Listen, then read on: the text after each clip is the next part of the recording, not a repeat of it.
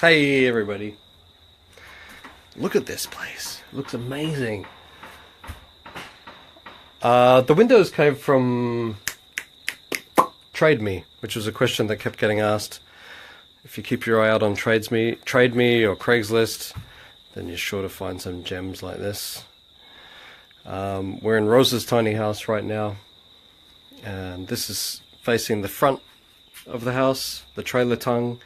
She's going to have a desk around here, maybe actually around here, and then it'll be more of a seat here. Oops, I'm in the dark, sorry. There'll be the seat's going to come around, and there'll be a fireplace and a chimney coming up through this round window. Up here we've got some, we cut down a piece of Remu, or Rosa did, or somebody did, and Aaron Carpenter took care of this. Beautiful detail. It wasn't actually in the original design, but just the way it worked out, and as we started to feel out the space, Rosa wanted to be open up to the loft.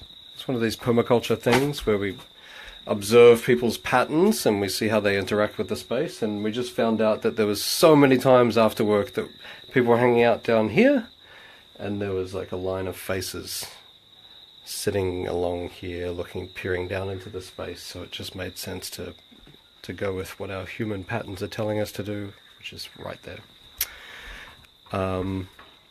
Now we're moving into the kitchen area. Oops, there's a huge window there. This bay window, well, not a bay window, pardon me, it's a sliding window. This is the main kitchen area. The countertop's going to be running all the way through there, so it's this really open feeling. I mean, I was just standing here before, and we're pretty much outside while we're standing in the kitchen, which is exactly what you want in New Zealand, in the North Island anyway. Now we're moving through the bathroom here. As we walk through, on the left-hand side, left-hand side, we've got a shower. We've got gas line roughed in, and all of our rough-in plumbing and gas lines happening in here. On the right-hand side, we've got the window above with a light feed, and that's where the composting toilet will be.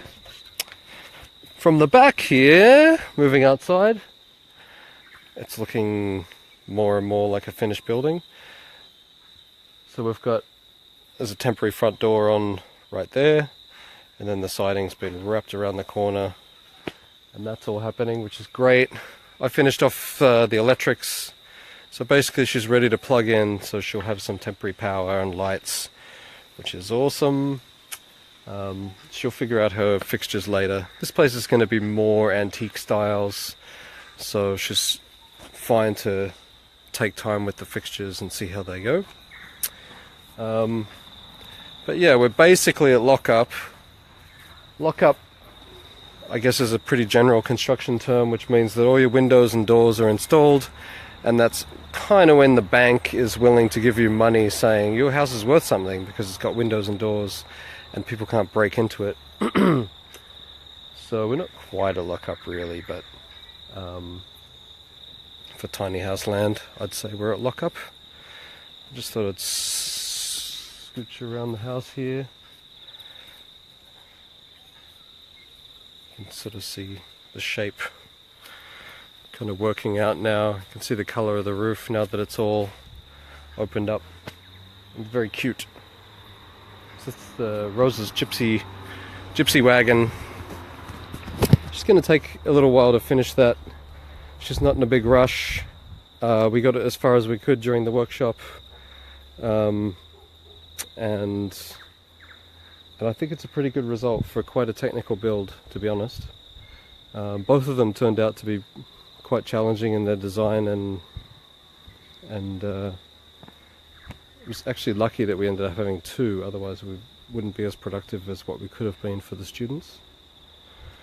This is Bobby's, which is really taking shape now. You can see the angled walls, kind of a slower part of the siding. Chris sorted out these doors, which were bought on Trade Me, without a frame or anything, and he had a kind of a hell of a time doing that frame, just so it's detailed right and it looked really good and all those kind of things. The way that the siding and the windows have worked out is awesome. Like I hope it shows up on the video, but it looks super nice. We've left them long at the bottom running this way and long at the top, and that'll all get shaved off to the profile of the roof once we're done. I'm done. This is my last day, which is why I'm doing a video. Chris is going to continue on this one, Bobby's, and Lachlan and Aaron will continue on that one. So we're on the inside of Bobby's now. I just came in the bathroom door, which seems to be a theme that keeps happening, which I like. It's nice to have a bathroom door. The plumber was in today, so the plumber has finished off a sink here. No, sorry, a sink here, and this is where the toilet will be, and so that's kind of all in that area. And then Bobby's gotten, again, off Trade Me, quite a big tub. She's got 2 kids. The house is designed for that. And so there's a, I think, 1100 by 1100 corner bathtub, which is going there. There's a whole bunch of plumbing that got done today, which is awesome. So that's all ready for when it gets back to Tauranga next Sunday. And Chris will continue on with it down there. The kitchen plumbing got done as well. This place is going to look really slick and modern once it's done. There's sensor taps coming off the walls and some really cool fixtures here. So we've got sort of one bench across this back wall for the kitchen, which is going to be the oven and the sink. And then here we've got a peninsula coming off from the window, and that's kind of like a breakfast bar. Like I said, Bobby's got kids, so that's how it is with kids. I finally just finished all my wiring. Yay! I underestimated how much it would take to wire up 2 tiny houses in a 2-week workshop, but it was fine. I had a couple of days to spare, so I got it done. Especially Bobby had some really sweet light fixtures, and it took a whole bunch of figuring out where the stairs are going to go for her stair sensor lights. I think she's got 5 lights coming down the stairs. You've probably seen before, but there's a huge loft. It's going to be single bed, and then a play area. Across the top here is going to be a shelf unit, which is going to create the structure to hold this thing up. So this post right here will be able to disappear. So that's the kids' room there. They'll have stairs running up this wall and then spinning around. Bobby's room, it's got a similar structure. There's going to be a shelf unit across here, and then you'll walk across underneath this piece right here and then come up the stairs kind of behind the space, which is pretty great, especially considering the angle. This space doesn't feel too intrusive inside the great room, or the room that's got the high ceiling, but it actually goes back quite a ways. So I'm really liking that design, and I can't wait for Chris to finish it so we can see how it all ended up. So everyone's gone off to the beach, and I'm just double checking my electrics, doing some tests, and I thought I'd run a video. But here we are. This is basically where we've got to for this 2-week tiny house building workshop, and to be honest, I'm pretty stoked. I'm pretty stoked of where we've got to, considering the complexity of these 2 builds, and they're both able to drive away from here in a week. So it's possible that we went a little bit further for sure if we were just doing one.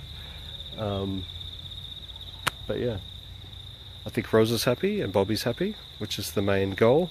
And we had an awesome checkout on Saturday with the students, and then we went off and had this great little party on Waiheke Island. The students were happy, and that's obviously the other goal, is to make sure that everyone got their learning that they wanted out of it. It was a pretty unique opportunity for the students, to be honest, to see a steel frame building go up at the same time as a wooden frame. So everyone's going to be working on these two for the next week, and then I think everyone's taking a break for a while.